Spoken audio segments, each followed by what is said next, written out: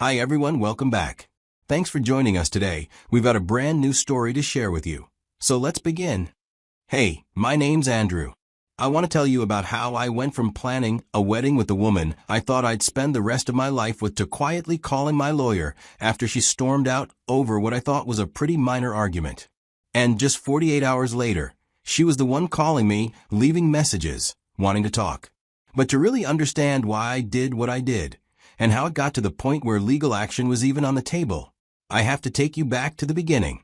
Back to when I first met Nicole. Because none of this will make sense unless you see where it all started. I met Nicole during a visit to North Carolina to see my family. It was just a routine visit to catch up with everyone. But a day before I met her, my mom and I were having coffee in the kitchen, and she looked at me and said, "When are you finally going to find a soulmate? You're pushing 35 and still single." We both laughed it off in the moment, but I won't lie to you. That question lingered in the back of my mind longer than I expected. Fast forward a couple of days, and I get invited to a casual meetup hosted by one of my close friends. That's where I met Nicole. We ended up on the same side of a few group discussions. We didn't agree on everything, but the way she presented her thoughts caught my attention. By the end of the evening, I knew I wanted to keep in touch, so I asked for her number. She gave it without hesitation, and that night I messaged her. I was just genuinely curious about her.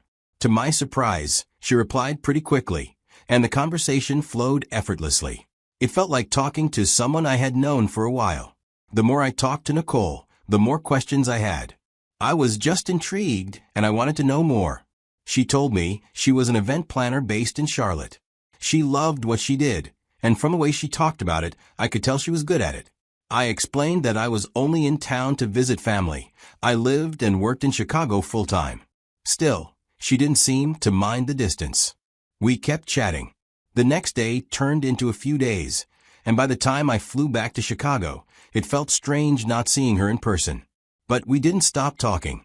In fact, the communication picked up. It became a daily thing. A few weeks later, I booked another trip to North Carolina. Not just to see family this time, but to spend time with her. That happened 2 more times. And every time I was there, we hung out more. We explored the city, grabbed dinner, went on walks, and just enjoyed each other's company. Before either of us said anything directly, it was clear that we were in love. So we began a long-distance relationship. At that time, I didn't mind the distance. I already traveled to North Carolina pretty often to visit my family anyway, and we found ways to make it work. My job was remote, which gave me some flexibility, but the company still had a policy that required us to come into the office at least once a week. So even though I worked from home most days, I couldn't just up and leave Chicago immediately. Still, we texted every day, called each other every night, and I made time to fly down to see her when I could. She came up a few times too, but most of the traveling was on me. That didn't bother me either. At the time, I saw it as investing in something real. But as the months passed, I started thinking about how long we could keep doing this back and forth. Long distance works in theory, but when you start feeling real feelings and imagining a future with someone, the space between you starts to feel wider. I began asking myself if this relationship was serious enough for one of us to make a move. And right around the time I was thinking that, Nicole brought it up herself. We'd been dating for a little over a year, and some months when she looked me dead in the eye on one of my visits and said, "If we're serious, someone has to relocate." It was one of those moments where you know the relationship is hitting a new level. It just sounded like a practical step. And in my mind, I already knew it had to be me. Her business, her career, her connections were all in Charlotte. So I decided to move.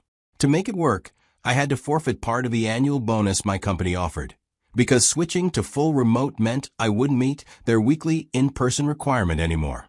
That money would have been nice, sure, but I believed I was choosing something more valuable, a future with the woman I loved. Leaving Chicago wasn't easy. I had a whole network of friends and colleagues out there, people I'd grown close to over the years. It was a city I'd called home for a long time, but I packed up and relocated to Charlotte.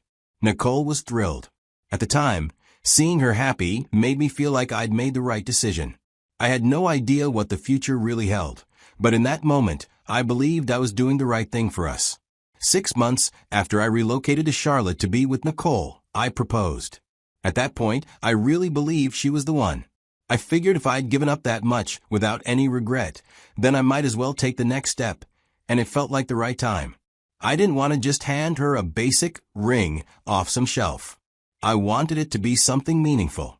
I worked with a custom jeweler who came highly recommended by a friend of mine.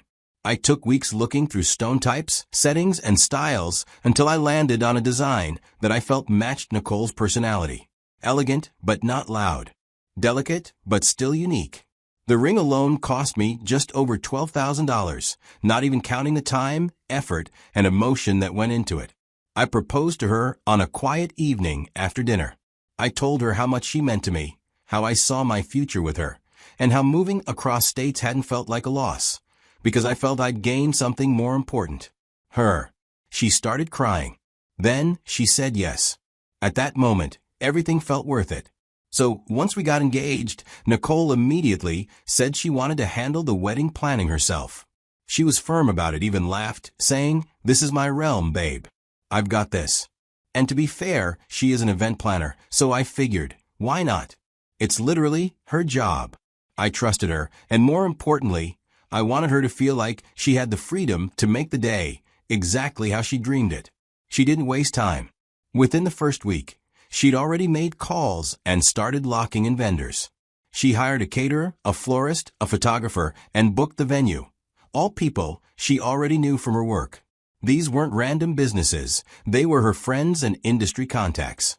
It felt more like a reunion than a selection process. She didn't ask me for input. And, to be honest, I didn't push. I wanted her to feel empowered. But something that made me pause a little, though I didn't act on it, was how most of the deals she made were verbal. There were barely any proper contracts. Just emails and text messages.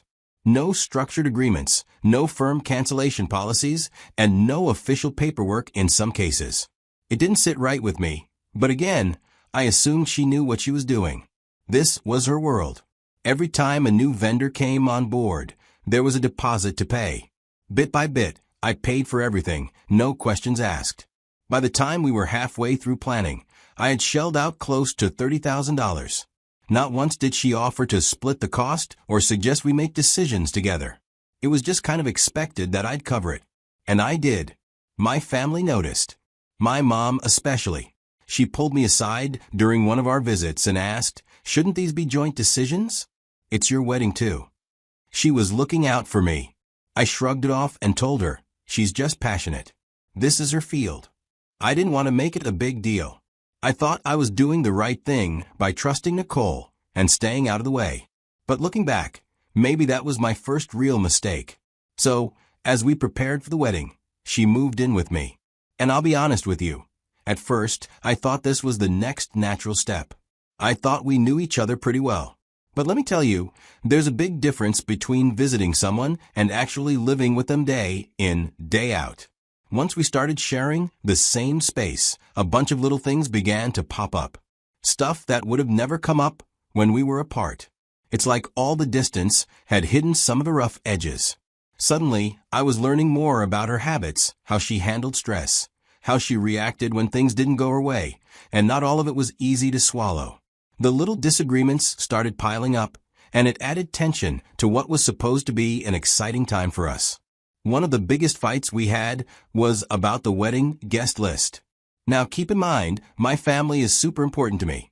Even though we're spread out across different states, we always make the effort to show up for each other. A few of my aunties had already told me they were traveling long distances just to be there on my big day. Some of them were elderly. Some of them had never flown before.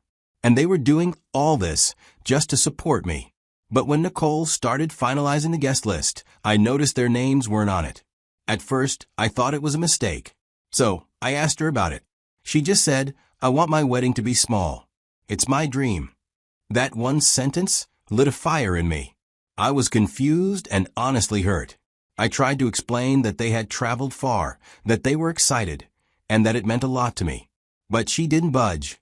In fact, instead of hearing me out, she turned it back on me and said something that really stung. You never support my vision." I couldn't believe she was saying that.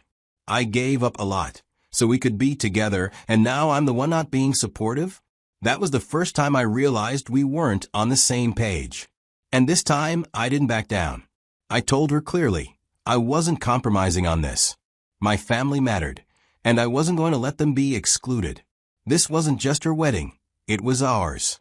And it needed to reflect both of us, not just her. From that moment, things started shifting. 1 week before what should have been the final venue walkthrough, Nicole and I hit a wall we couldn't climb back over. Things had been building up, sure, but I didn't expect everything to explode the way it did. That evening, we were going over the final payments and logistics. I had transferred a lot of money to her over the months, but the numbers didn't quite add up. I asked her if she could walk me through where the money actually went. I just asked for clarity, for transparency. I thought any couple about to get married should be able to talk through finances without it turning into a war. But she didn't take it that way. Her whole face changed. She went quiet for a moment, then slammed her hand on the table. "You know what? Wedding's off," she shouted. "I'm not marrying someone who doubts me."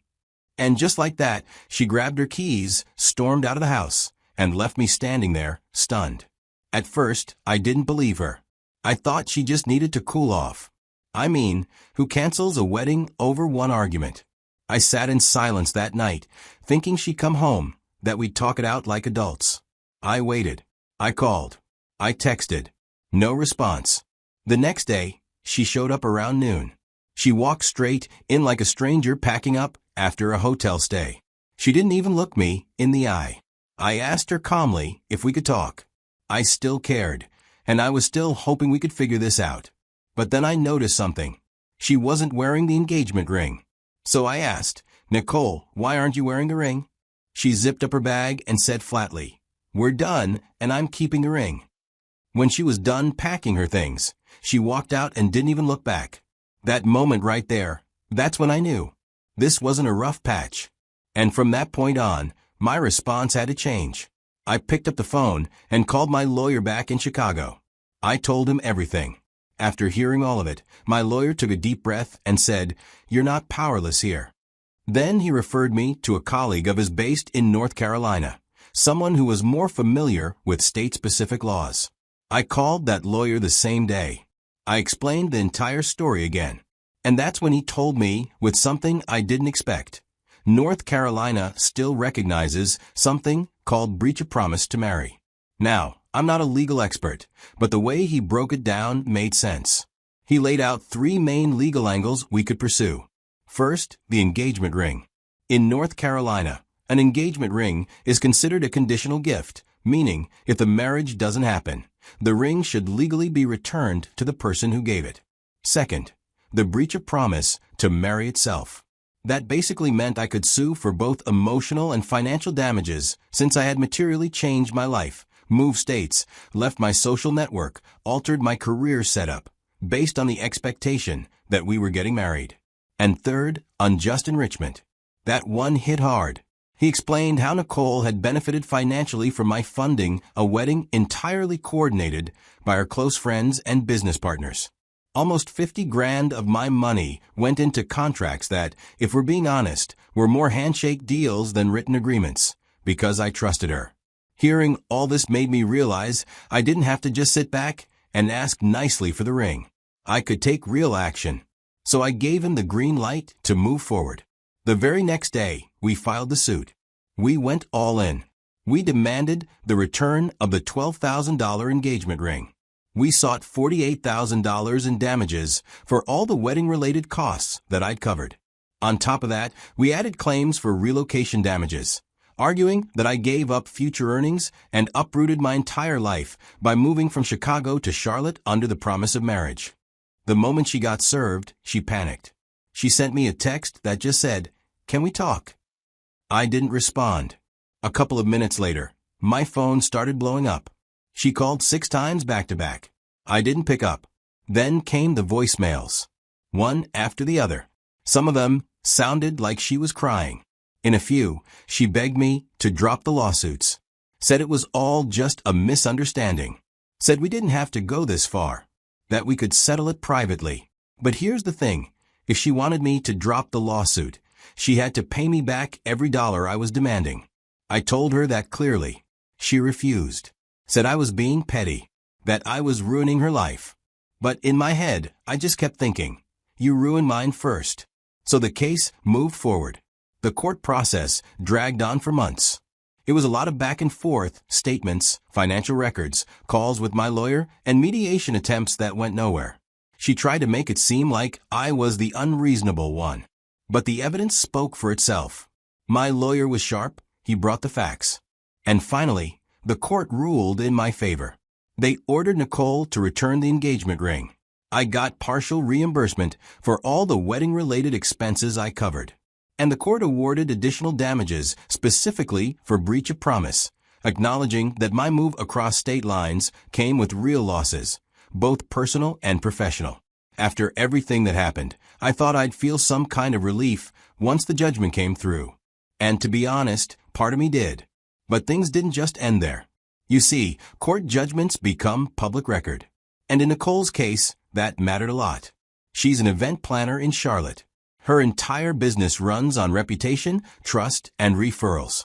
Brides and their families don't want drama. They want someone they can count on. And when word got around that she was taken to court by her own fiancé for mismanaging wedding funds and breaking off an engagement under shady circumstances, it didn't look good for her. And to make things worse, she didn't keep up with the court-ordered payments. Every deadline passed with her paying some and skipping others. She did return the ring, though. But my lawyer had already prepared for her not paying. As soon as she defaulted, he filed a lien against her business assets. That meant if she ever sold or tried to profit from her company, I had a legal claim to a portion of it. The pressure piled up. Debts, bad reviews, lost income. Eventually, she filed for bankruptcy. And look, I'm not going to sit here and gloat about someone's life falling apart. Did I get all my money back? No, not even close. But the point wasn't just about money anymore. It was about accountability. And on that front, she didn't walk away untouched. She faced the music. And for me, that was enough. Anyway, that's my story. And I'm curious, what do you think? What would you have done if you were in my shoes? Would you have gone the legal route like I did? Or would you have just let it go? Let me know in the comments. I genuinely want to hear your thoughts. If you made it this far, thank you for sticking with me. I appreciate you taking the time to listen. Don't forget to like, share, and if you're new here, subscribe for more stories like this one. Take care, and I'll see you in the next video.